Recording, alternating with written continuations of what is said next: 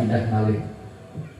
Assalamualaikum warahmatullahi wabarakatuh.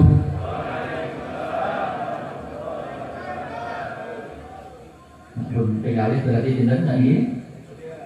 Swidak ini nak cara biji rapet pun boten abang, tapi isih nanggung. Swidak kan pun boten abang nggih, cuma nanggung. Ben ora nanggung tambahi sepindah melih. Innallaha witrun yuhibbul witra. Allah itu ganjil, seneng yang ganjil. Tapi berkaitan harus nomor partai politik ya. Ini berarti urusan agama, tidak ada kaitannya pada nomor politik. Assalamualaikum warahmatullahi wabarakatuh.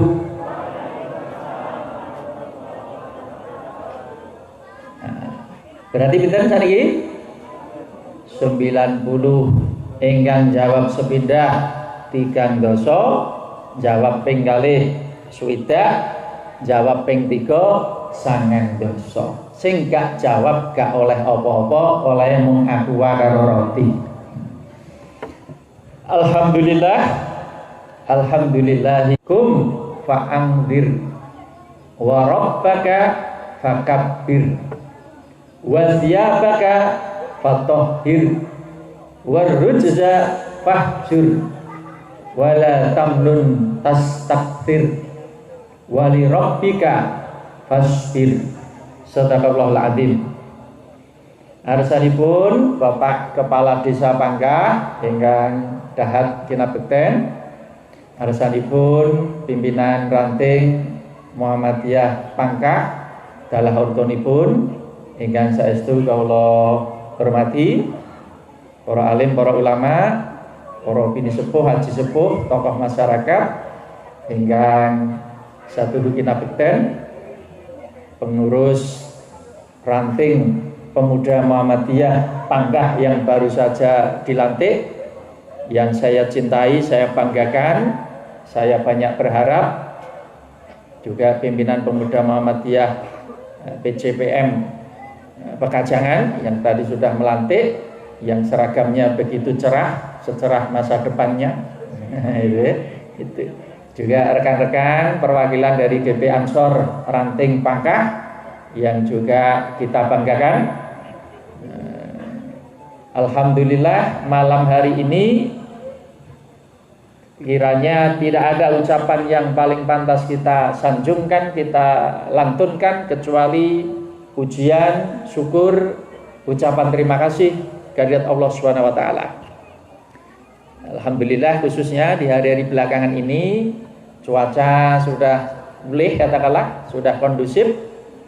Covid ya kayaknya sudah mulai reda. Tanda-tandanya sudah mau berakhir, mudah-mudahan. Nah, kita harus optimis, Pak. Nah, karena kita hitung ini sudah setahun persis ya rasanya kita dikungkung oleh pandemi Covid sudah setahun persis.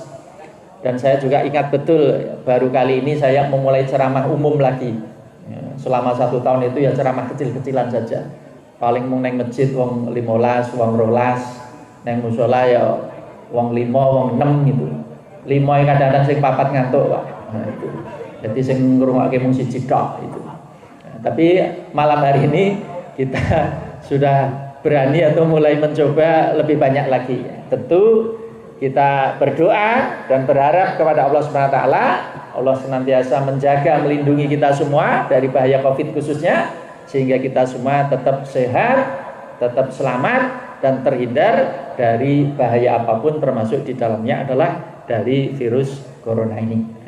Namun demikian, ya, ikhtiar tetap juga kita jalankan. Ya aja gampangke, ya aja maidu, ning ya aja kuweden teman-teman. Sikap yang paling bagus itu tengah-tengah. Ora kuweden ya ora kewanen. Saya memang jujur malam hari ini baru kok bisa lupa. Saya biasanya ya masker itu yang nggawa atau tak kelontang kok dilalah kok ya ora nggo masker. Anak saya itu malah disiplin, kalau saya kok malam ini kok iso lali gitu ya. Karena tadi buka ke lawang langsung mangkat tak. Jadi lali ora balik meneh itu, lali ndak bawa masker. Jadi masker itu juga bagian dari ikhtiar preventif, pencegahan. Kalau dikaitkan dengan sikap Nabi ketika beliau perang, Nabi memakai baju besi. Baju besi. Kenapa pakai baju besi? Ya, langkah preventif. Preventif itu apa? Pencegahan. Logika nih, nak perang pakai baju besi, kemungkinan tertusuk senjata lebih kecil, terlindungi. Pakai baju besi ya, pedangnya ora pedas, panahnya ora pedas. Tapi kalau tidak pakai baju besi, bisa jadi kalau ada panah nyasar, bisa jadi kena. Nah, ini bagian dari ikhtiar. Artinya Nabi pun juga menempuh ikhtiar. Jadi kita juga jangan mengabaikan ikhtiar. Tidak boleh kita gampang ke dasare loro ya loro, dasare urip ya urip, dasare mati ya mati. Ya jangan terlalu gampang ke seperti itu. Urip mati juga ada faktor-faktor yang menyebabkan cepat atau lambat. Artinya ikhtiar itu ada pengaruhnya. Jadi kalau dipaham Muhammadiyah, hukum sebab akibat ini juga diperhatikan. Makanya himbauan dari PP ya menjaga protokol kesehatan ya selalu ditekankan. Baik, pada kesempatan malam ini saya ada dua atau tema topik kecil kira-kira begitu. Pertama, saya ingin memberikan pesan-pesan kepada pengurus baru, khususnya kepada pemuda. Yang kedua tentu hubungannya dengan memakmurkan musola yang baru saja diresmikan. Yang ketiga mungkin penutup, ya mungkin sedikit materi menjelang Ramadan. Karena insya Allah kita 3 mingguan lagi lah, insya Allah akan ketemu Ramadan. Nah langsung saja, saya ingin mengawali dengan sedikit ilustrasi Pak. Ilustrasi saja. Ilustrasinya begini. Alkisah diceritakan ada developer, pengembang perumahan, punya tukang yang pandai atau pemborong yang pandai membuat rumah, jago, amanah, hasilnya bagus, tidak pernah mengecewakan. Kepada pemborong ini, developer ini pesan, saya buka kapling baru, tolong dibuatkan rumah sebanyak 100 rumah dalam tempo misalnya 6 bulan, tolong sudah selesai. Akhirnya pemborong ini nyanggupi, pemborong tapi juga sekaligus arsitek Pak, pinter gawe. Bersama timnya dia garap perumahan itu, kualitasnya dijaga betul, mutunya diperhatikan betul, tepat waktu juga, barangnya standar, materialnya unggul, tepat waktu. 100 pesanan dari developer tadi dipenuhi dengan tepat waktu. Tentu yang ngasih proyek puas, bangga, seneng. Dan karena si pemborong ini sudah lama tidak pulang, 6 bulan meninggalkan kampungnya, akhirnya dia pamit ingin pulang. Tapi sang developer ini punya satu permintaan lagi Pak. Apa permintaannya? Mas, sadurunge sampeyan balik, tulung aku duwe penyuwun siji gas. Napa Pak? Saya sudah kangen pengen selak Bali niki. Tolong ya, saya pesen digaweke omah siji gas. Dadi sing nomor 101 gawekno siji gas. Tapi rupa-rupanya pemborong ini kurang nyaman dengan permintaan itu. Karena satu sudah selak pengen Bali, yang kedua ya kesusu intinya. Sehingga dia awalnya menolak Pak. Sorry Pak, saya kayaknya kok tidak bisa, atau berat kalau saya harus buat satu lagi. Paling enggak nambah 1 bulan ini mungkin buat rumah satu itu. Saya keberatan. Tapi pemborong ini, ya kok pemborong, sang developer ini ngoyak terus, setengah maksa. Tolong Mas, tolonglah gawekno siji gas. Nggawe siji, nggawe 100 wae iso, mosok nggawe siji ra kober. Akhirnya dia terpaksa menerima sambil rada besengut gitu Pak. Yes, kula gaweke, tapi yo dadine mbuh iki sak dadi-dadine utawa kualitas aku rapati jamin. Nah, dia bilang begitu. Akhirnya dibuat betul. Awalnya tenanan, tapi setelah suwe mulai ora tenanan. Bahkan dia sak penake dhewe garape. Materiale ora pati apik, garape ora pati rapi, bahane ora pati standar. Tapi akhirnya jadi juga.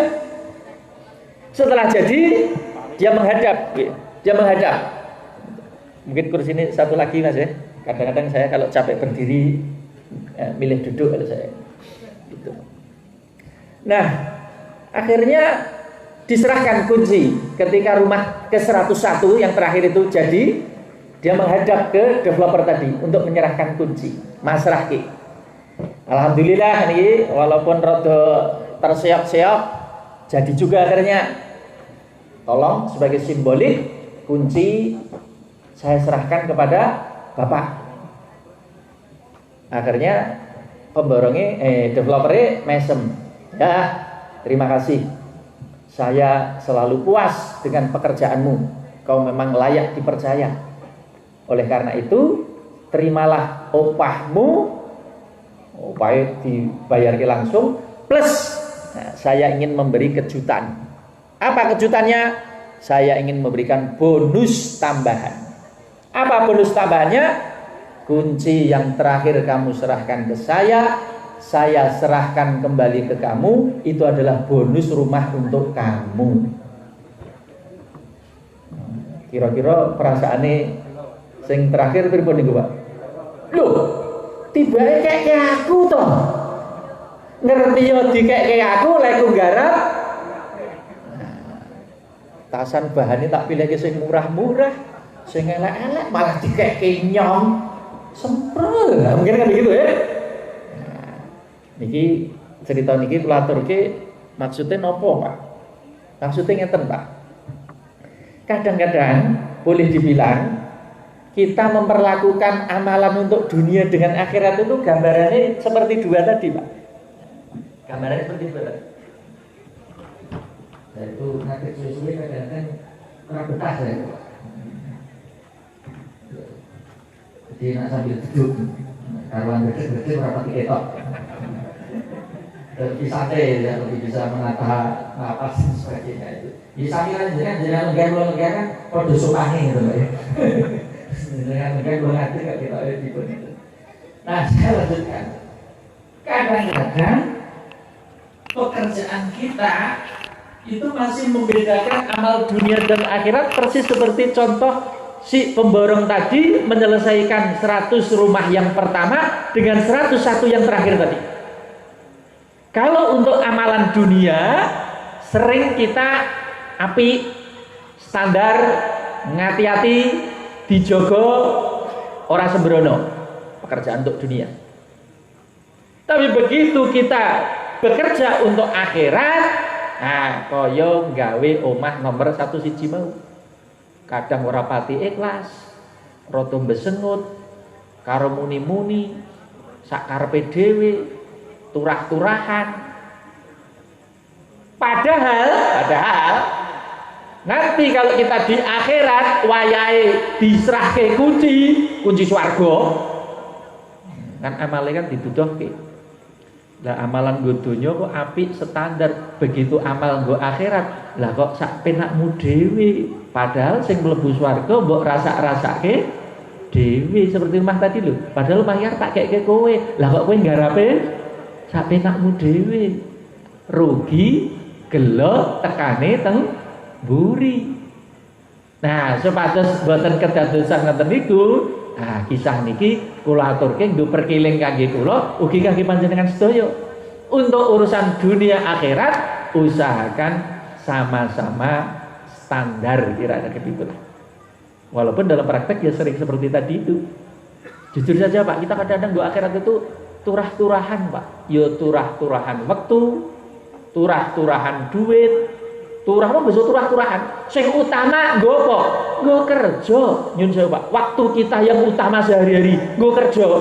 Waktu paling bagus itu kan siang Pak, pagi sampai sore, jam 7 sampai jam 4 sore wis entek nggo kerja. Maghrib kari kesele, ngisa kari ngantuke, tahajud kari ngilere. Kebanyakan kan begitu. Waktu sisa-sisa. Makanya nyun sewu yo tidak aneh Pak. Pengajian apa meneh lokasi niki wis jam 9:30. Yo akeh sing ngantuk, yo kula mboten kaget. Akeh sing terlena dugi Sidratil Muntaha, kula mboten kaget. Semelayang-melayang tekan wis mi'raj tekan Sidratul Muntaha. Ya ora pati aneh itu. Tapi kalau ada yang tetap perhatian, tetap cerah, ya luar biasa juga. Ngoten ya, Pak. Niki nggih prolog mawon. Prolog niku nggo pembukaan mawon. Saat ini masuk gojlek cah nom. Gojlek cah nom. Nah, wau kula nyetir surat Al-Muddatsir ayat 1 sampai 7. Niku saya setiap ada acara pelantikan terutama pemuda, saya tertarik untuk mengupas ayat itu karena menurut saya sangat relevan gitu, Pak. Terutama cah nom. Al-Muddatsir fase-fase awal diturunkan.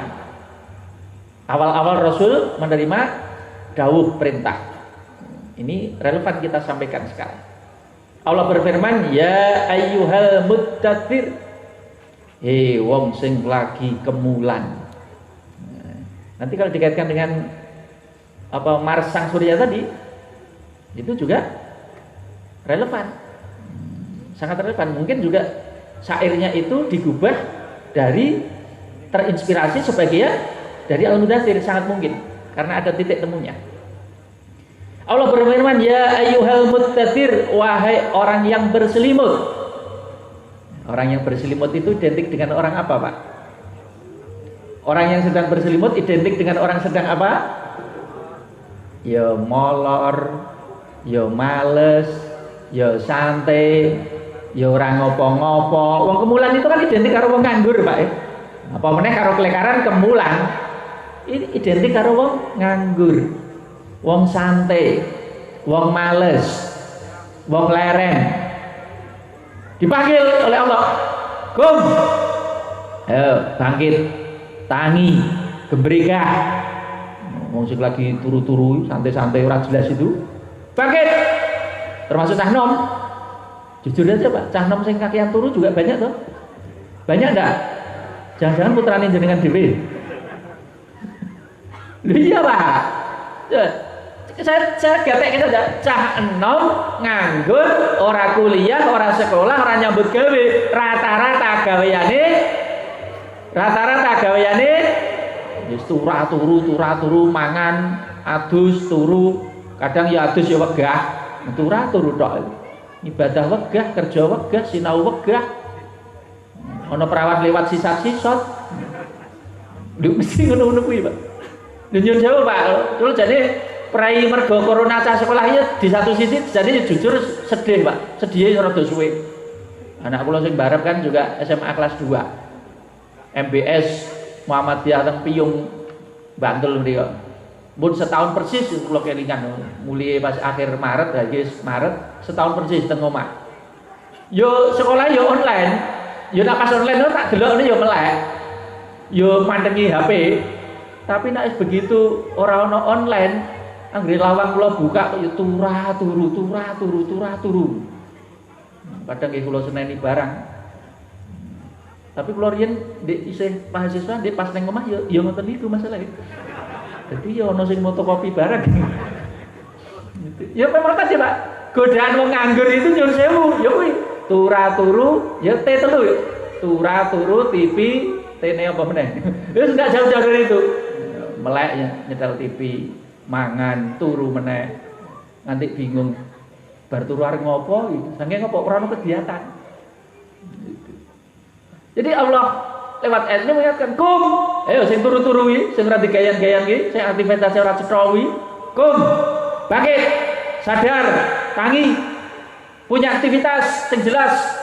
Ojo kesuwen, turu ora jelas, bluntang-blutung sampai bertahun-tahun di sana. Masa depanmu masih panjang." Cah nom lho. Kalau sudah bangkit berdiri punya aktivitas, salah satu aktivitas yang perlu dilakukan bangkit, beri peringatan. Ini kalau jenengan mau jadi dai, mau jadi tokoh pembaharu, mau jadi reformer, mau jadi pelopor, lakukan sesuatu, ajak masyarakat, miliki program, terus ajak masyarakat untuk bangkit bersama. Ini lebih hebat lagi, Pak. Tidak hanya bangkit sendiri, tapi bangkit plus ajak. Lebih hebat lagi maksudnya.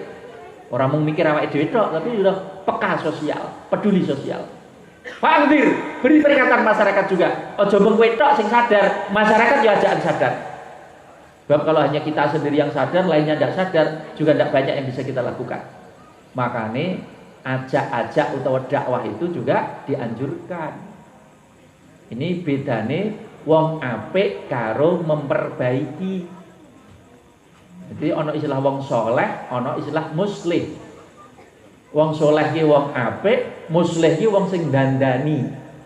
Dandani ki lebih tinggi lagi. Makanya Ibnu Qudamah itu pernah diskusi sama santrinya. Santrinya tanya, mal farq baina soleh wal muslih. Pak Guru nyuwun pirsa. Bedane napa wong soleh karo muslih? Wong apik karo wong ngapiki, dandani. Nah, Ibnu Qudamah jawab, nak wong soleh khairuhu li nafsi. Nak wong apik, apike mung nggo awake dhewe. Dampaknya itu lebih ke individu maksudnya. Tapi nak muslih wong dandani apike nggo awake dhewe plus nggo liyane liwairihi. Artinya lebih hebat lagi. Artinya lebih hebat lagi, Pak. Makanya Pak Mudir itu hubungannya karo dandani tadi, Pak. Masyarakat juga perlu didandani, ora mung awake dhewe kok. Awake dhewe tok sing apik. Masyarakat juga perlu apik. Dandani. Perbedaan kedua kata Ibnu Qudamah, nak wong apik bolone akeh. Tapi nak wong dandani apik malah kadang musuhe sing akeh, dimusuhi wong. Contohnya sinten, Pak? Nah, contohnya Nabi Muhammad. Nabi Muhammad sebelum diangkat jadi rasul, wong Arab kabeh ngakoni nak Nabi iki sapi-apike wong Arabe ngakoni, Pak. Mbok Abu Jahal, Abu Lahab sadurunge Nabi dadi rasul ngakoni Nabi itu apik. Kan al-amin. Amanah, jujur, kena dipercaya, ora tau ngapusi. Wong Arab ngakoni kabeh Nabi iki apik. Bolone akeh, sing nyenengi akeh. Tapi begitu Rasulullah terima SK jadi Nabi Rasul, dakwah dandani umat, ngajak ning tauhid, ngajak ninggalke maksiat, tiba-tiba wong Arab do musuhi Nabi. Abu Jahal musuhi, Abu Lahab nentang, Abu Sufyan merangi, wong munafik gething. Lho sing bela saiki karek sithik, Pak. Mayoritas memusuhi, bahkan menuduh Nabi yang tidak-tidak. Tukang sihir, tukang teluk, orang gila, tuduhannya kan begitu. Padahal mau ngelem-ngelem, wongi jujur, wongi apik. Begitu jadi rasul, Rasulullah edian gawe ning ngapusi. Lho kok iso balik? Dia urung dadi nabi ngakoni jujur, begitu dadi nabi didustakan. Karena Nabi ketika jadi Rasul fungsine wis ora tidak lagi berhenti pada dadi wong apik, ning dandani supaya apik, muslih namanya. Makanya tantangannya lebih berat lagi. Kalau jenengan mung dadi wong apik, bolone oke, Pak. Yakin Pak jenengan iki wong apik. Cirine wong apik piye sih? Siji, orang ngrugekake wong, orang ganggu wong. Syukur-syukur apa? Nyenengke wong, bantu wong. Mesti jenengan disenengi wong. Wong kaya apik, apa? Aku kering dibantu, ora tuh diganggu, mesti apik Pak jenengan. Termasuk ora seneng aruh-aruh. Walaupun itu maksiat. Coba Pak, misalnya jenengan nyun sewu ya. Misalnya ana majelis judi.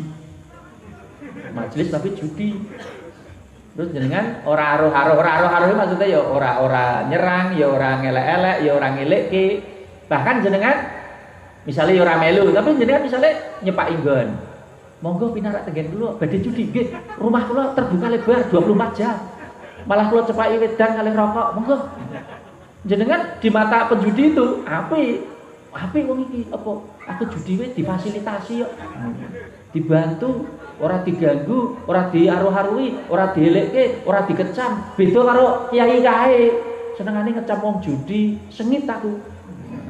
Sing ngelekke judi kan disengiti. Nah, sing bolo judi tadi dianggap wong apik versi dia, tapi merusak yang lain.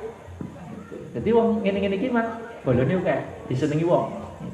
Jadi kalau resiko kita menegakkan kebenaran, keadilan, kejujuran, mencegah yang mungkar, salah satu resikonya dimusuhi wong akeh, tapi itu resiko, Pak. Ya, kembali ke tadi. Kum fa'andir. Paket kasih peringatan, perbaiki manusia. Bojo mung awakmu tok. Ya pertama awake dhewe sih. Setelah itu melangkah ke orang lain, keluarga kita, tetangga kita, kanan kiri kita, perbaiki mereka. Terus warabbaka fakabbir. Terhadap Tuhanmu agungkanlah. Maksudnya gini, Pak. Yang ada di pikiran kita, benak kita, yang maha besar, yang maha agung itu hanya Tuhan. Selain Tuhan kecil, remeh, sepele, aku gak wedi. Karena yang ada di depan kita adalah yang maha besar itu hanya Allah. Selain Allah kecil. Kalau kita punya keyakinan seperti ini, menghadapi selain Allah, ya kecil. Oh, yang maha besar hanya Allah. Hanya tidak takut kecaman orang, tidak takut ancaman orang. Kenapa? Punya yang maha besar. Ini keyakinan yang harus tertanam. Kalau kita ingin tegar, kokoh. Tidak punya keyakinan seperti ini, mesti mundur, mesti tidak berani. Warabbaka fakabbir, terhadap Tuhanmu agungkan. Dia yang maha besar, yang lain kecil. Termasuk kadang-kadang saya menyemangati anak-anak muda juga. Kadang-kadang ada anak muda yang rada minder, pesimis. Wah, saya pesimis, Pak. Kenapa? Saya kan orang kecil, turunan orang kecil, kerabat-kerabat saya kecil semua. Nah, dia lupa kalau saya memberi motivasi. Tapi Anda, kita punya yang maha besar. Ingat, punya yang maha besar. Kalau kita punya yang maha besar, yo pede lagi, berani lagi, bangkit lagi. Dan yang lain kan punya orang besar, lah kita punya yang maha besar, harusnya lebih berani lagi, lebih pede lagi. Warabbaka fakabbir, terhadap Tuhanmu agungkan. Ayat berikutnya, wa thiyabaka fatahhir, dan pakaianmu bersihkanlah. Berarti pemuda atau orang Islam pada umumnya itu tidak boleh kumuh, tidak boleh kumal, tidak boleh jorok. Kenapa? Termasuk ayat-ayat pertama turun itu sudah dibangun kesadaran lambimu iku kumbahan. Betul-betul klambi ini, Pak. Lambimu iku kumbahan. Mestine sing nemokke rinso iku kudune wong Islam. Lah ayat ngumbahi itu wong Islam sik sing kepethuk.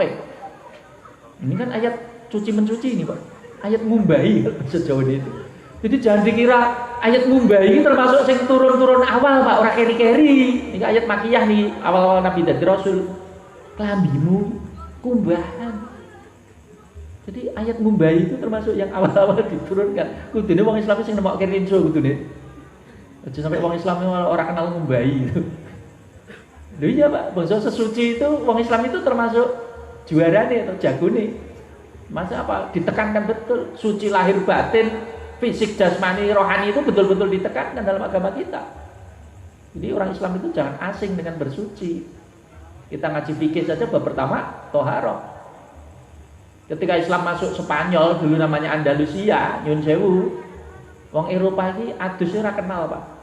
Adus ora kenal. Wudu ora kenal, apa meneh wudu. Adus ora kenal, wudu ora kenal, gosok gigi ora kenal. Sing kenalke sapa? Wong Islam. Termasuk khalifah yang berkuasa waktu itu, proyeknya apa, Pak? Proyeknya nggawe pemandian umum.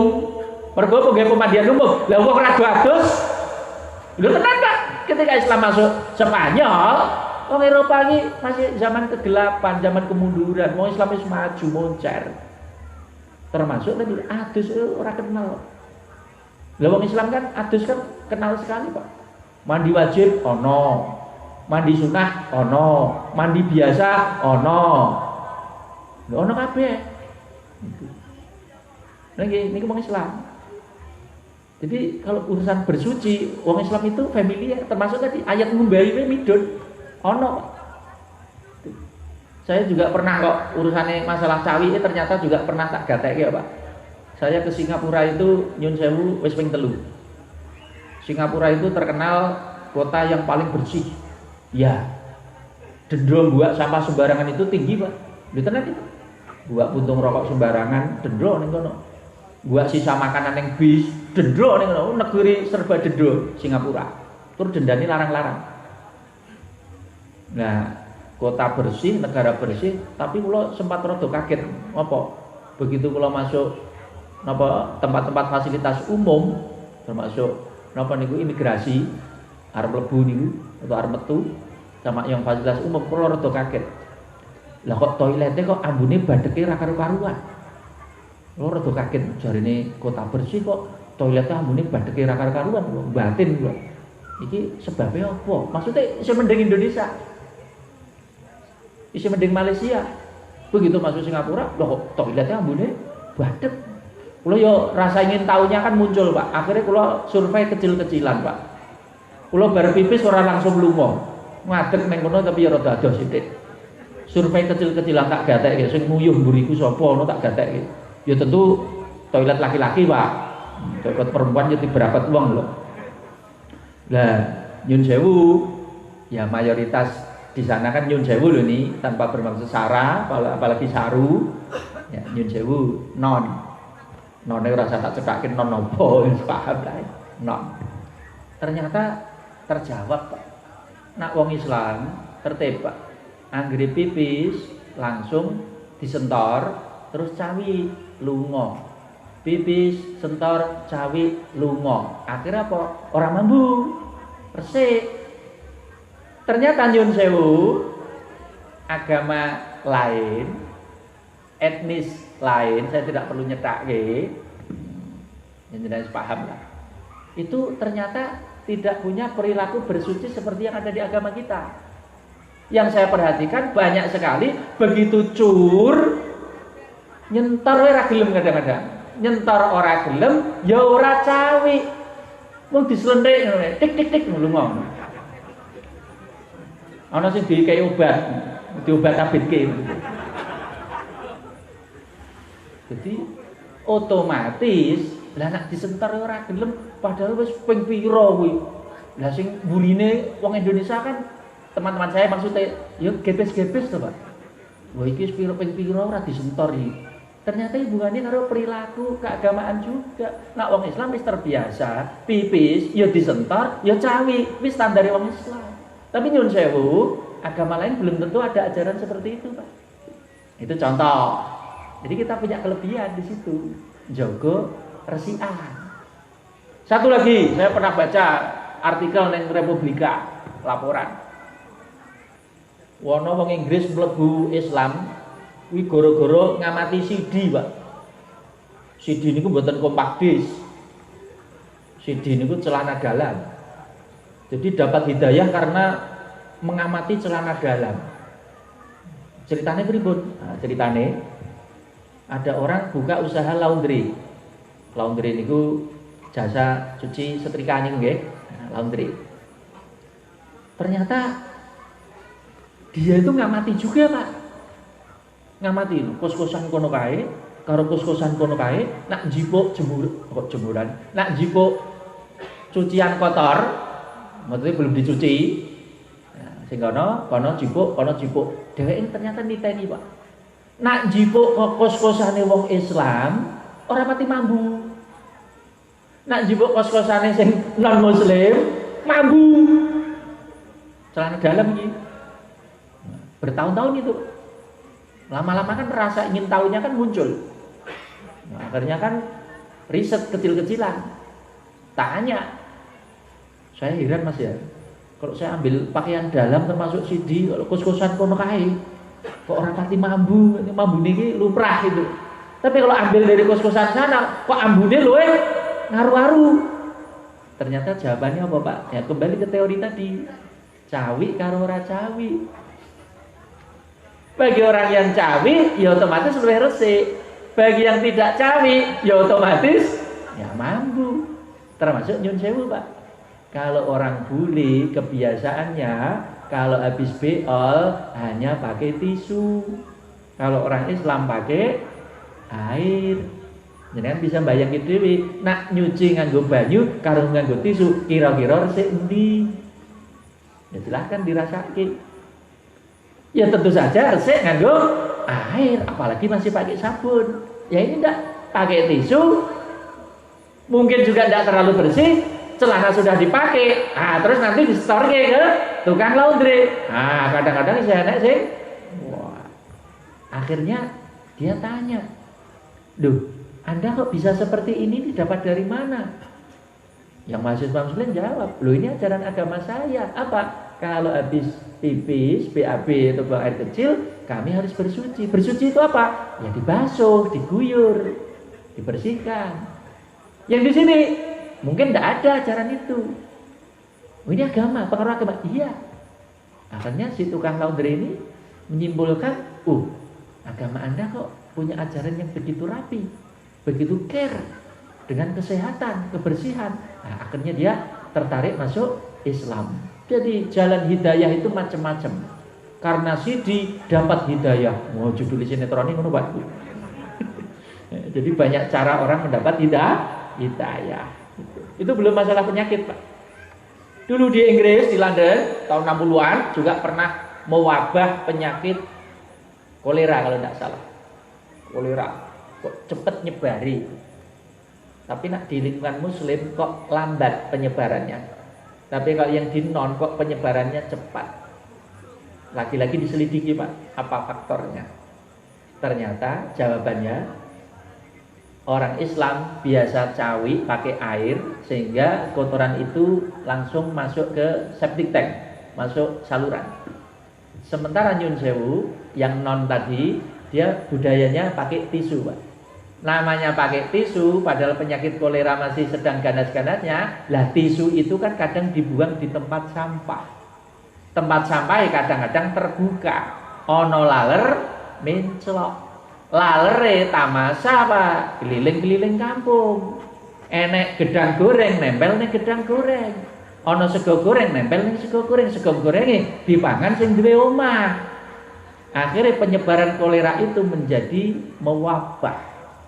Salah satu penyebabnya ditularkan dari tisu hasil dari membersihkan kotoran yang sudah terkontaminasi oleh virus. Ternyata yang pakai air lebih menjaga kesehatan. Ini kembali ke wasiyabaka fatohir. Jadi pemuda muslim khususnya punya penampilan apa? Bersih, rapi, wangi, gak neko-neko.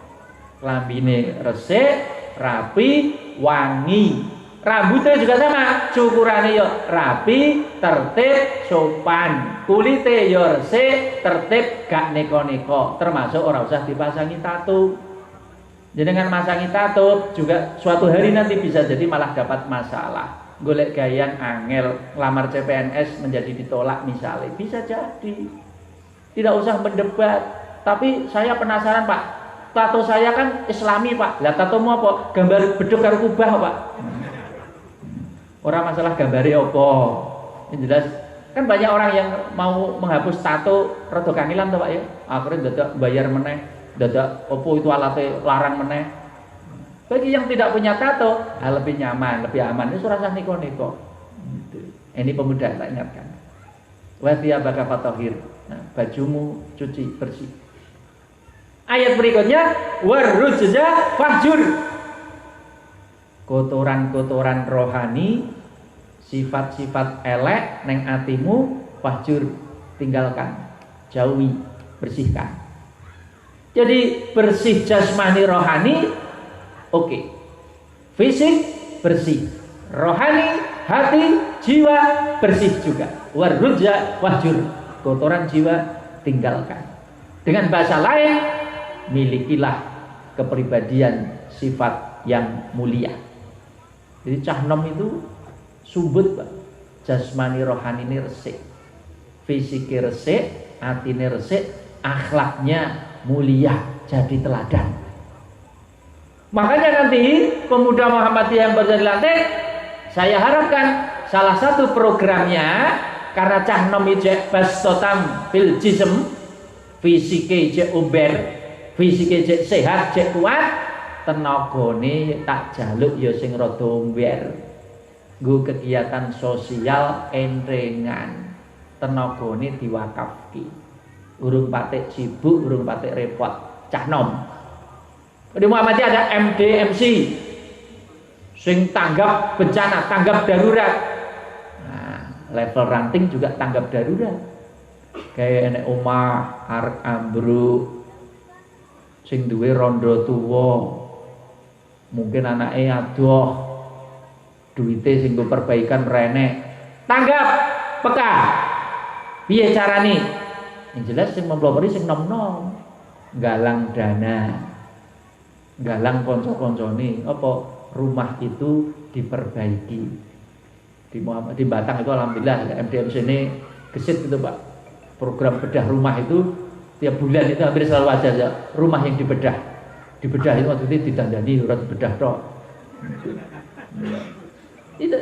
Itu harus begitu. Cah nom tenagane omber.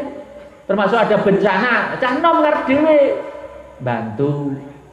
Ono banjir, tangga bencana alam, tangga ono wong kesusahan, tangga endringan. Bastok gitu, omber. Ana mah fisike cek oke, waktune cek longgar, kuwi cah nom. Yang tua, sing penting wong tua itu apa? Ngridoni, mangestuni, ngragati. Ngragati kuwi sing penting. Jadi orang tua itu tugasnya Pak, mangestoni, ngrestuni, ngeragati.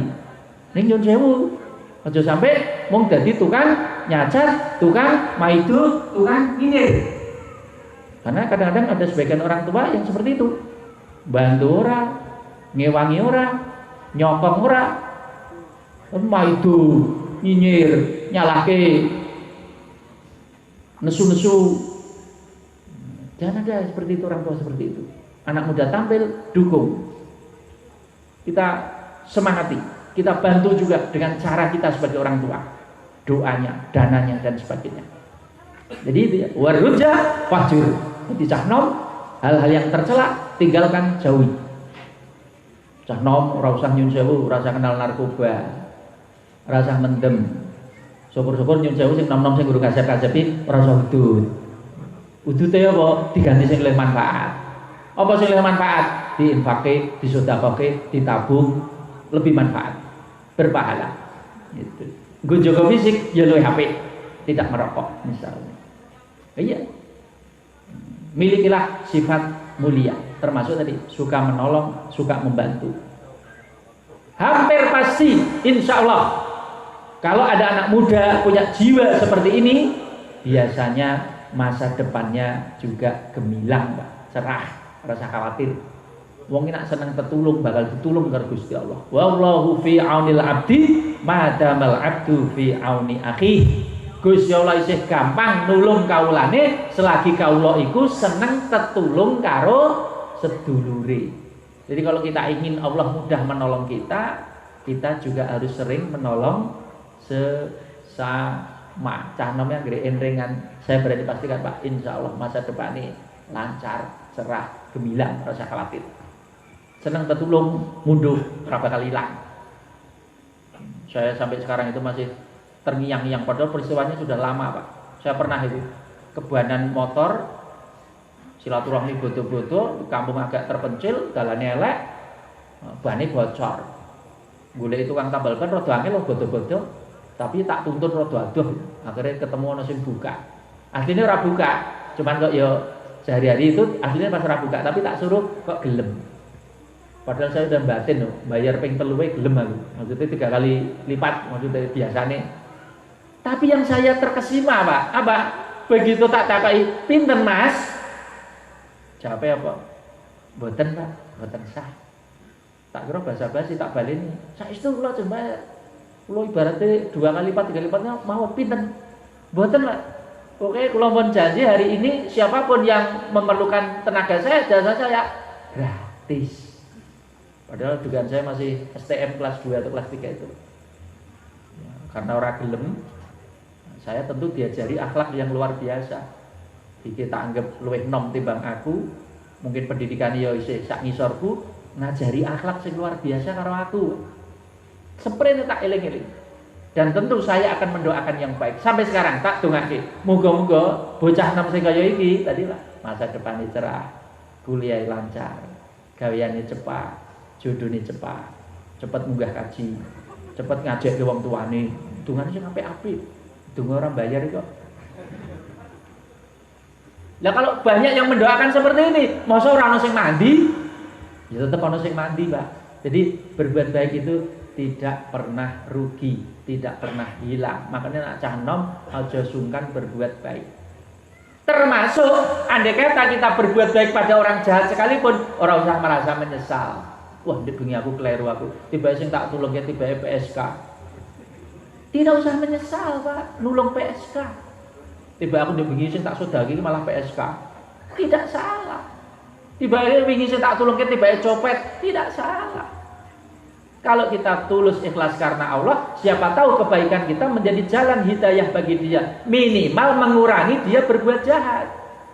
Coba misalnya ono PSK, nembe arek mangkat, arek operasi maksudnya. Ketemu jenengan kayak 100.000, ikhlas tapi ora DP. Ikhlas maksudnya ngeki tenan sedekah. Siapa tahu PSK ini bilang, aku wis entuk duit 100.000, ra sida ngobyek bali meneh. Loh berarti jenengan sudah menyelamatkan orang itu dari maksiat, Pak. Biasanya sedina entuk pelanggan wong telu, gara-gara entuk jenengan 100.000, dheweke orang ngobyek berarti jenengan nyelametke wong telu ra sida zina. Jasa jenengan itu jangan menganggap salah aku nek wingi sing tak sedekahi tiba PSK. Bukan salah. Ikhlas saja karena Allah. Entah jenengan tahu apa tidak dia PSK apa tidak, lakukan saja ikhlas karena Allah. Pasti jadi baiknya. Copet juga gitu. Enak copet, arek mangkat operasi. Jenengan lagi sedekah rada akeh, wis dikai 100.000. Bisa saja copet itu siji yang ora sida nyopet, lha wis entuk kok. Berarti jenengan nyelametke korban-korban calon copet itu tidak jadi korban. Termasuk jenengan sendiri bisa jadi tidak menjadi korban. Habis ngei masuk tak copet. Tidak ada rugi kita berbuat baik. Jadi jangan pernah menyesal berbuat baik. Semakin banyak kita berbuat baik, rahmat Allah akan turun, akan menyertai kita. Dan kita juga akan semakin senang, tenang, nyaman dalam hidup ini. Makanya definisi bahagia itu kita tingkatkan, Pak. Apa definisi bahagia? Kita buat lebih tinggi standarnya. Bahagia adalah ketika saya membahagiakan orang lain. Itu sudah tingkatan agak tinggi, Pak. Jadi bahagia adalah ketika saya membahagiakan orang lain. Biarlah orang lain bahagia walaupun saya. Karena dengan orang lain bahagia, karena saya bahagiakan, sebenarnya saya juga ikut bahagia. Tenang nih, Pak. Kita kayak orang masuk akal. Masuk. Bahagia adalah ketika kita membahagiakan orang lain. Sehingga orang yang punya prinsip seperti ini, membahagiakan orang lain itu senang, nulung wong ini senang, dia bahagia, saya bahagia. Puas hidup, puas. Contoh konkretnya apa, Pak? Contoh konkretnya tak buat ilustrasi. Mau ibu-ibu kan langsung cepat nanti. Ini contoh ilustrasi saja. Ora tenan, teori saya itu kan nanti terbukti. Kalau ada 3 bapak-bapak ini tak contoh. Ada bapak sama anaknya. Kebetulan saya sama anak saya ini, misalnya Pak ya, podo-podo luwe, podo-podo ngeleh, luwe. Terus untuk sego mung siji. Misalnya sak bungkus. Saya luwe, anak saya luwe. Ada 3 bapak, contohnya 3 bapak sama-sama nggawa anak luwe kabeh, segone mung dikai siji tok.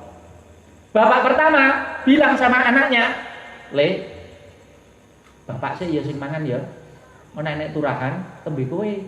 Bapak luwe maksudnya. Bapak kan kepala keluarga. Sikap bapak pertama. Sikap bapak kedua, bilang sama anaknya, "Le, kowe separuh, bapak separuh, segone mung siji padha ngelahi, separuh-separuh wedeng ya." Bapak yang ketiga bilang, "Le, kowe wae sing mangan, mbok entekke ora apa-apa, sing penting kowe waret iso turu pules, bapak bahagia." Lah bapak pripun? Wis bapak gampang, sing penting kowe wae. Ada 3 sikap. Jujur, ora usah mikir suwe-suwe. Bapak mana yang paling terharu? Bapak mana yang paling bahagia? Bapak nomor berapa? Bapak nomor berapa? Yakin? Pernah nyoba? Berani coba? Kalau untuk anak saya berani Pak, jangan berani. Saya pastikan kalau untuk anak berani. Saya lulus. Kalau bicara kebahagiaan, ternyata yang paling bahagia itu bapak nomor 3, padahal dia paling luwe. Secara fisik loh ya, paling menderita Pak, secara fisik. Tapi kalau bicara kepuasan batin, kebahagiaan batin, bapak nomor 3 itu yang paling bahagia. Jadi definisi bahagia adalah ketika bisa membuat orang lain bahagia. Begitu melihat anaknya tidur pules, anteng, ayem, gayemi. Walaupun gini ya melilit-melilit Pak, tapi kan bahagia kita melihat anak kita bisa tidur pulas, ya enggak Pak? Nah bapak pertama yang makan lebih dulu, terus ngomong, enek sisanya gue kuele. Padahal bapak itu paketnya senengnya paket jumbo. Semono kuwi ora krasa gitu. Pangan dhewe entek anake, lupa kok dientekke. Aku dhewe cek ngelek le. Pertanyaannya, apakah ada kebahagiaan pada orang tua itu? Kenapa? Anaknya menderita, dia menderita. Berarti teorinya apa? Semakin kita bisa membahagiakan orang lain, semakin bahagia kita. Teorinya begitu. Kalau untuk anak, saya percaya jenengan wis lulus. Tapi nak diuji masyarakat yang lebih luas, seringnya belum lulus. Jangankan ngalah karo tonggo, wong karo adine dhewe kadang ora iso ngalah. Contoh apa? Misalnya wong tua nawani, le sadurunge bapak dipundhut karo Gusti Allah, bapak ditinggalan sawah loro kae, dirembuk karo adimu ya. Sawahe bapak iki sing siji letake ngarep pasar, mburi terminal. Sing siji samping kuburan, mburine kali gedhe. Le kowe milih sing endi le? Kira-kira sing dipilih sing ndi, Pak? Waduh kabeh. Aku milih sing arep pasar. Lah sing mburi kuburan nggo bapak wae. Wah, di rumah sih ora ono sing ngalah. Misale ngalah iki njaluk susu, ya nek susuki ya gelem kan ya. Ora susuki ya moh. Kuwi adi karo Kang ora iso ngalah, Pak. Kuwi unggal kerintel. Apa meneh kok kenalah karo tangga, apa meneh karo wong liya. Kadang-kadang kita diuji dengan orang lain wis ora lulus. Lulusnya mung jago kandang karo anake dhewe. Nek ora anake dhewe iso lulus wong liya ora iso lulus gitu. Nah, masih banyak di antara kita yang sikapnya yang bapak pertama tadi. Yang penting aku sik, enek turani ya nggo kowe. Jadi aku sik, ora gelem pribadi. Padahal bapak yang nomor 2 tadi separuh-separuh wis apik itu, Pak. Tapi kalah apik karo nomor 3. Padahal kita tidak dituntut nomor 3, Pak. Minimal kayak nomor loro. Padahal kita juga tidak dituntut 50. Nomor loro tadi kan separuh-separuh. Nggak, Allah tidak minta kita separuh. 2,5% itu lulus wis apik. 5% lulus wis apik. 10% lulus wis apik. Zakat kan paling dhuwur 20%, Pak. Itu wae rikas, jarang. Sing rada umum ya loro setengah, 5, 10. Paling oke loro setengah. Aja sampai loro setengah wae ora lulus. Terus tadi itu, nggak dijak zakat, jak ngamal, no, bose, itu aku cek oke, bose utangku urung lunas, bose anakku urung mentas, ngapa urung mentas, ya pecah terus.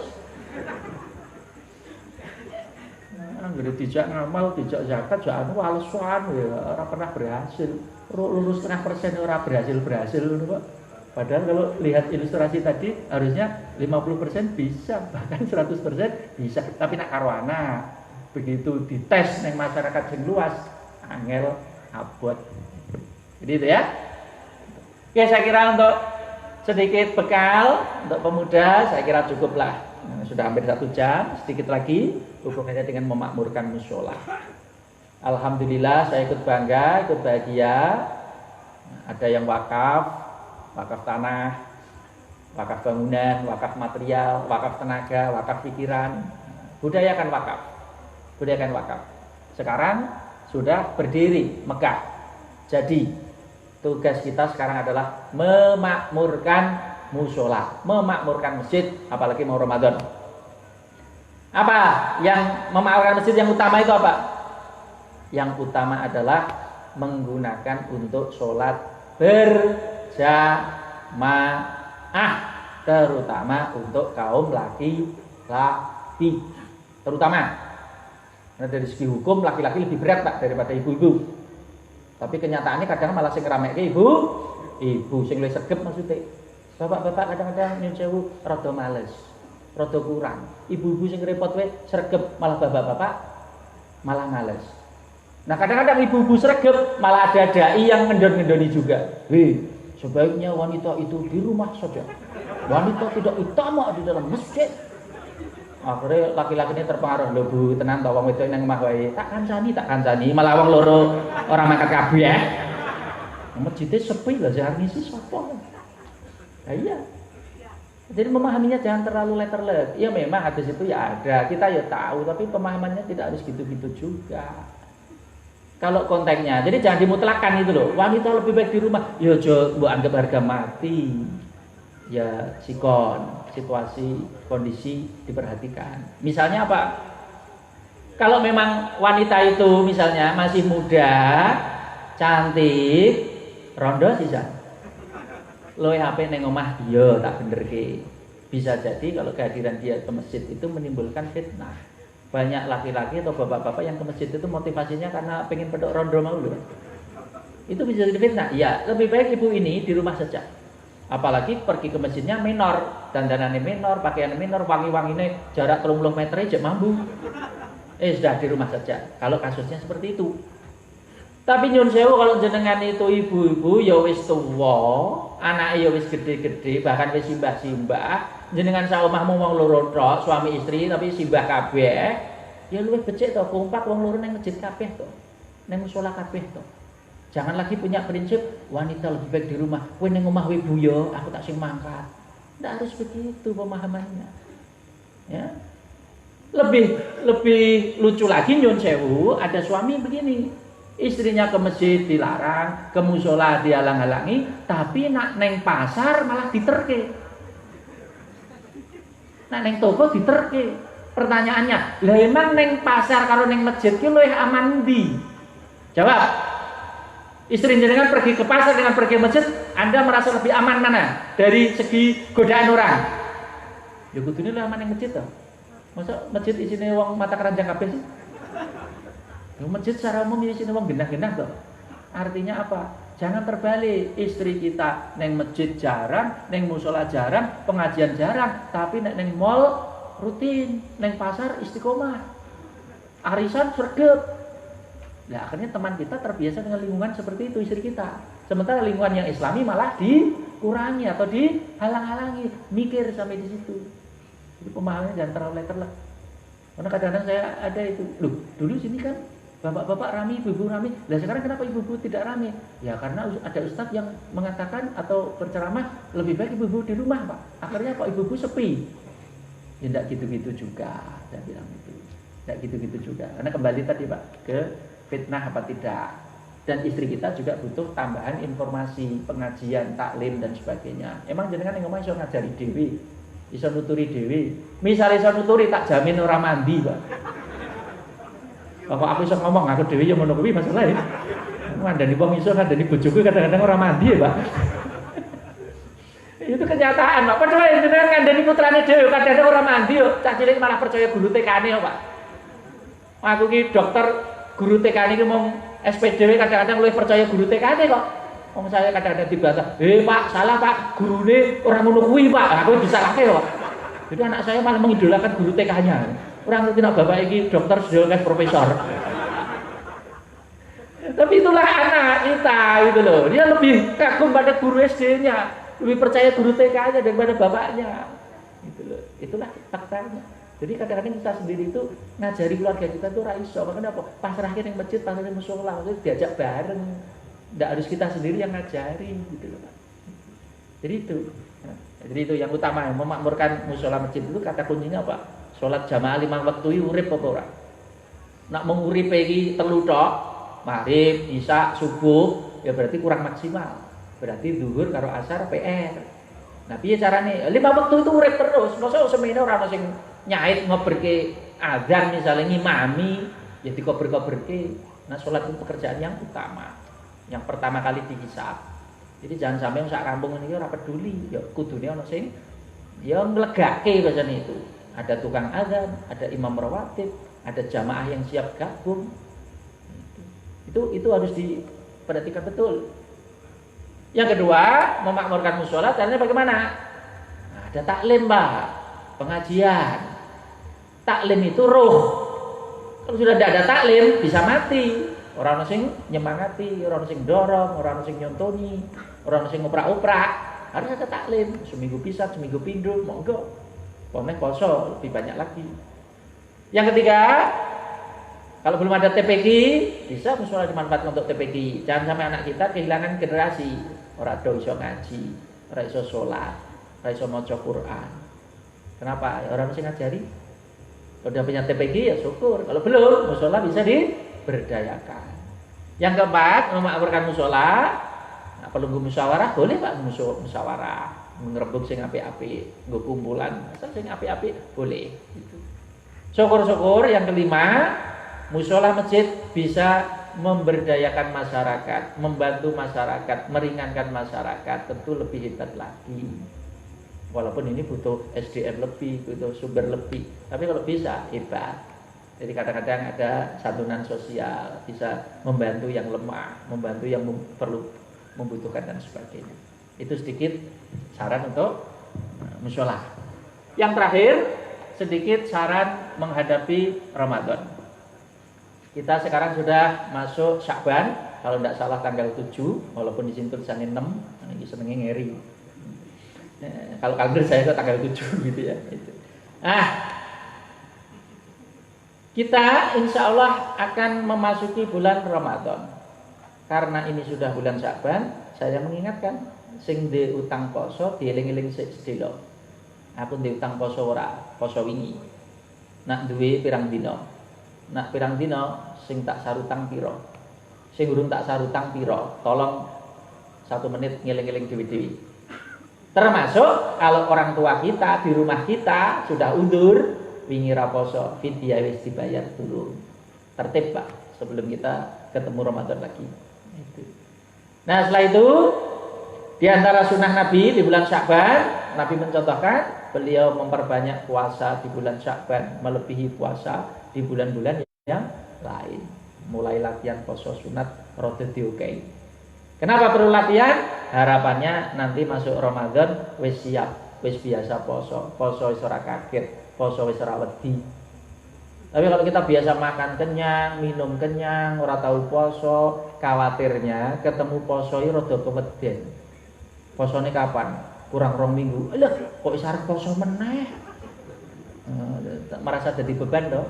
Rumahku poso nembe wingi sarep poso meneh. Kaya ora seneng kan ketemu poso kan, orang itu. Malah nek iso mbok mundur kok pirang-pirang dino men. Iya. Jadi jangan sampai seperti itu, Pak. Karena kalau poso wedi, kewedian sik bayangannya apa? Wah, aku biasanya poso hari pertama biasanya kelenger ya. Kelenger wis diniati kok saiki. Aku biasanya jam 09.00 wis keburu biasa. Nek ora bejo ya iso kelenger tenan kan. Nek ora cepet remason karo fresh care wis buah gitu. Jadi kan sudah dihantui bayangan-bayangan sing ngeri-ngeri itu, Pak. Karo poso wedi. Kalau jenengan biasa poso sunat, bawa Senin Kemis, bawa Ayamul Bid, apa ada poso dak, ya ora kaget ora wedi, biasa baik. Seperti saya itu jujur Pak, ora pamer Pak. Saya sehari-hari itu nak pas ora poso, saya makan itu hanya 2 kali, Pak. Zuhur karo Isya. Pagi tidak pernah sarapan. Paling banter minum teh sak gelas, mangkat kerja, ya kuat. Kenapa? Sudah biasa. Makan hanya 2 kali, tidak 3 kali seperti itu. Jadi kalau saya puasa, enteng Pak. Kenapa? Biasa makan itu duhur. Jadi nak puasa ini duhur ya urung makan, biasanya urung makan. Tinggal kadang kalau tidak punya aktivitas tidur siang sebentar, moro-moro sore. Ya udah, moro-moro maghrib. Bagi saya tidak berat karena aktivitasnya mungkin juga tidak banyak di luar. Tapi saya juga tidak pamer, tidak merasa lebih baik, ya enggak. Saya hanya cerita saja. Jadi puasa ya tidak menakut, biasa saja. Itu ya, yang kedua. Yang ketiga, hubungannya dengan sosialisasi putusan tarjih, munas tarjih yang terbaru, nyun sewu. Tarjih memang mengkoreksi jadwal sholat khususnya subuh sama isya kalau tidak salah. Tapi yang sudah terang itu subuh. Muhammadiyah, menurut istiadat Muhammadiyah yang terbaru, mengkoreksi yang sudah jalan, bahwa subuh yang dipatok oleh jadwal sekarang itu menurut Muhammadiyah kemajon sekitar 8 menit. atau kemajuan 2 derajat. 1 derajat itu sekitar 4 menit. Maka dari itu Muhammadiyah mundur waktu subuhnya dari jadwal katakanlah Kemenak atau yang banyak beredar itu sekitar 8 menit. Kayaknya Ramadan ini sudah dieksekusi. Nah, dieksekusi itu artinya sudah dijalankan. Di majalah Suara Muhammadiyah yang baru ini sudah bisa di-download jadwal imsakiyah per provinsi, nah, termasuk Semarang. Kayaknya sudah tadi pakai versi yang subuhnya lebih mundur 8 menit. Nah, ini bagian dari sosialisasi biar nanti tidak kaget. Termasuk mungkin ormas lain, tetangga kita juga mengerti. Oh, kalau Muhammadiyah rada mundur. Jadi bukan karena Muhammadiyah kok do karipan kabeh to, Mas. Mun aku wis rampung kok kono jek azan. Anda karena Muhammadiyah dengan munasar yang terbaru itu mengkoreksi putusan jadwal subuh mundur atau diundurkan 8 menit. Alasannya apa? Yang versi lama dianggap terlalu pagi. Kegasian maksudnya itu. Kegasian. Nah, itu. Nah, termasuk imsak. Imsak itu juga sedikit kita berikan penjelasan. Walaupun imsak itu arti harfiahnya nahan, ngampet, tapi sebenarnya itu warning. Warning itu hanya peringatan. Bukan imsak dalam arti nahan betul. Hanya warning, peringatan.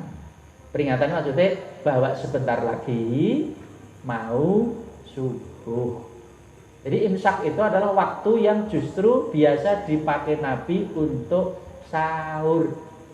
Nah, Nabi itu kalau sahur sunahnya takhir. Takhir itu apa? Dipepet ke subuh. Namanya takhir. Siti Aisyah mensifati berapa jarak Nabi sahur sampai subuh? Qadra ma taqra khamsina ayat. Kira-kira kowe maca ayat 50 ayat. Orang nyebut menit Pak, urung model. Hanya nyebut kira-kira jarak Nabi sahur karo subuh kowe maca Quran entuk 50 ayat. Lah kira-kira kurang menit Pak? Ya kurang lebih 10-15 menit, kurang lebih. Tergantung ayatnya to. 50 ayat nak Al-Baqarah ya setengah jam. Tapi nak 50 menit model-model Qul a'udzu birabbin nas ya tekan mungkin mau 7 menit. Diambil tengah-tengah ya kurang lebih 10-15 menit. Jadi imsak itu masih boleh makan minum. Cuman kira-kira kurang semenit atau 2 menit dari subuh, mandek, leren, terus apa? Gosok gigi. Setelah gosok gigi, ambil wudhu. Setelah ambil wudhu, segera tindak ke masjid. Sehingga hikmahnya kalau sahur dipepet ke subuh siji ora kegodho turu meneh, loro ngeliye ora kedawan. Ora kesuwen maksudnya. Coba jenengan sahur kok jam 2 misalnya ngenteni subuh jek karo tengah jam, kira-kira tergoda tidur lagi enggak, Pak? Tergoda tidur lagi. Masalahnya ketika subuh datang belum tentu mudah bangun gitu loh. Termasuk ngeliye tambah dongo, jadi 14 jam. Padahal nak dipepet ke subuh mung 13 jam. Begitu sahur jam 2 jadi 14,5 tuh. Jadi itu hikmahnya. Nah, itu saja tambahan dari saya. Saya cukupkan sekian. Terima kasih atas kerawuhannya, kesabarannya. Sekali lagi selamat kepada pengurus Pemuda Muhammadiyah Ranting Pangkai Baru Lantik. Selamat menjalankan amanah, menjalankan tugas. Juga kita berharap bapak-bapak ibu-ibu selaku orang tua hendaknya bisa mendukung penuh, mangestoni, merestui, termasuk mendanai. Karena bagaimana juga jerbasuki mawa biyok. Jahidu fisabilillah mesti bi amwalikum wa anfusikum. Bela agamane Allah mesti nganggo dunyamu, nganggo awakmu. Dunya disebut lebih dulu. Nah, jerbasuki mawa biyok tadi. Jadi kalau anak kita butuh dana, ya wajar nak sambate karo wong tua. Lah sambate karo sapa? Termasuk wong tua itu nyun sewu, Pak anggota DPR kuwi ya wong tua. Termasuk Pak Kades kuwi ya wong tua. Jadi nak dijalui itu ya lumrah-lumrah wae.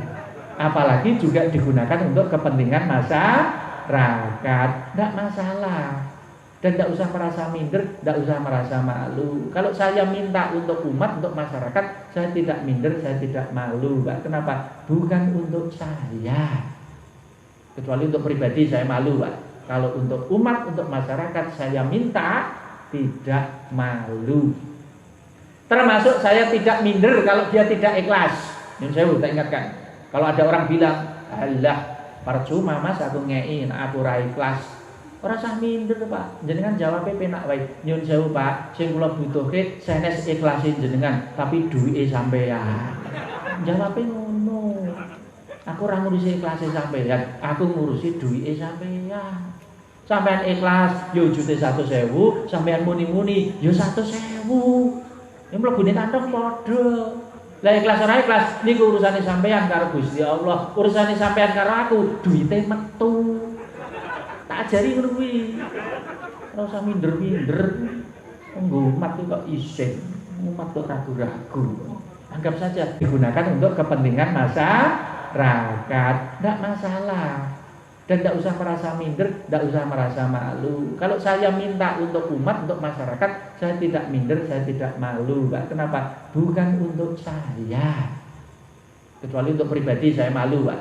Kalau untuk umat, untuk masyarakat, saya minta tidak malu. Termasuk saya tidak minder kalau dia tidak ikhlas. Yang saya tak ingatkan. Kalau ada orang bilang, "Alah, percuma Mas aku ngei, aku ra ikhlas." Ora usah minder, Pak. Jenengan jawabnya penak wae. Nyun sewu, Pak, sing kula butuhke sanes ikhlasin jenengan, tapi duwike sampean. Jawabnya ngono. Aku ora ngurusi ikhlase sampean, aku ngurusi duwike sampean. Sampean ikhlas yo jute 100.000, sampean muni-muni yo 100.000. Yang mlebune kantong padha. Lah ikhlas ora ikhlas niku urusane sampean karo Gusti Allah, urusane sampean karo aku, duwite metu. Tak ajari ngono kuwi. Ora usah minder-minder. Umat kok isin, umat kok ragu-ragu. Anggap saja kita mengingatkan hak dia yang harus diberikan untuk umat. Itu hak umat, itu untuk umat, bukan untuk saya. Begitu, Pak. Saya kira saja Bapak yang dirahmati Allah. Akhirnya sebagai penutup kita akhiri dengan doa. Termasuk doa untuk almarhumah ya sekeluarga tentu yang sudah mewakafkan tanah ini khususnya, dan juga semua saja donatur yang sudah membantu baik berupa tenaga, materi, tanah, material dan sebagainya. Saya doakan semua semoga amal solehnya diterima oleh Allah SWT, tercatat sebagai amal soleh, tercatat sebagai amal jariah yang pahalanya mengalir terus sampai hari kiamat. Terkhusus kepada almarhumah yang sudah mendahului kita doakan secara khusus. A'udzubillahi minasyaitonirrajim. Bismillahirrahmanirrahim. Alhamdulillahirabbil alamin. Hamdan syakirin hamdan na'imin hamdan katsiran thayyiban mubarakan fih. Allahumma shalli wa sallim wa barik ala nabiyyina Muhammad wa ala alihi wa sahbihi ajma'in. Warda 'anna ma'hum bi rahmatika ya arhamar rahimin. Allahumma ighfir lana dzunubana wa khatayana kullaha wa li walidina wa li jami'il mu'minina wal mu'minat wal muslimina wal muslimat al ahya'i minhum wal amwat. Innaka sami'un qaribun mujibud da'wat. Ya qadhiyal hajat, Rabbana ighfir lana wa li ikhwanina alladziina sabaquna bil iman wa la taj'al fi qulubina illa lil ladzina amanu rabbana innaka ra'ufur rahim. Allahumma ighfir laha warhamha wa'afiha wa'fu anha wa akrim nuzulaha wa wasi' madkhalaha wa sil dunubaha wa naqiha minal khataaya kama yunqqa thawbul abyad minad danas wa idha min adzabil qabri wa min adzabin nar wa adkhilhal jannata darussalam innaka ala kulli syai'in qadir. Allahumma inna nas'aluka ridhaka wal jannah wa na'udzubika min sakhatika wan nar. Allahumma barik lana fi Rajab wa Sya'ban wa ballighna Ramadan. Allahumma inna na'udzubika minal junun wa min sayyil asqam wa min sayyi virus corona min hadzal balad Indonesia khassah wa min buldanil muslimina amah innaka ala kulli syai'in qadir. Rabbana atina fid dunya hasanah wa fil akhirati hasanah wa qina adzabannar. Allahumma inna nas'aluka salamatan fid din wa afiyatan fil jasad wa ziyadatan fil ilmi wa barakatan fil rizqi wa taubatan qablal maut wa rahmatan 'indal maut wa maghfiratan ba'dal maut. Allahumma hawwin 'alaina fi sakaratil maut wa najata minan nari wal afa 'indal hisab. Wa sallallahu ala nabiyyina Muhammad. Subhana rabbika rabbil izzati amma yasifun wa salamun alal mursalin walhamdulillahi rabbil alamin. Alhamdulillah, jazakumullahu khairan wa lakum minkum. Terima kasih dan mohon dimaafkan. Nun wal qalami wa ma yasifun. fastabiqul khairat, nasrun minallah wa fathun qarib wa basyiril mu'minin billahi taufiqul haq fastabiqul khairat. Assalamualaikum warahmatullahi wabarakatuh.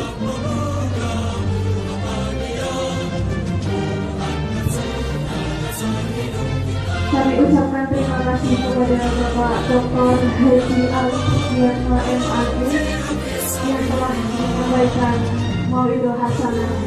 Semoga apa yang disampaikan oleh Bapak Dr. Haji Ali Sugiyatno MAG dapat bermanfaat bagi kita semua. Acara yang terakhir yaitu penutup. Mari kita tutup acara pada malam hari ini dengan bacaan hamdalah bersama-sama. Untuk informasi, perolehan kas pada malam hari ini sebesar Rp725.500. Demikian, kurang lebihnya kami mohon maaf. Billahi fisabilil haq fastabiqul khairat. Wassalamualaikum warahmatullahi wabarakatuh.